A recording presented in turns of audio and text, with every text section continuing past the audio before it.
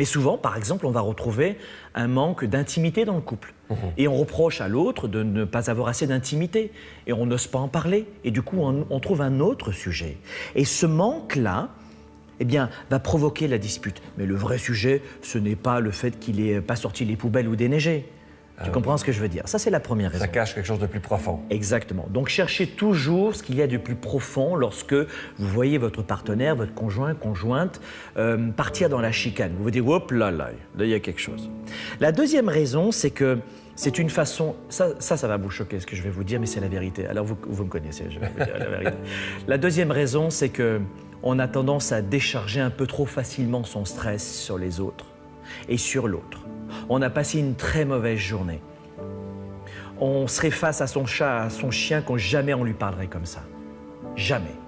Jamais on se permettrait de parler ainsi à son chien, à son chat et à son poisson rouge. On a passé une très mauvaise journée, on est face à l'autre et on décharge son stress, son poison.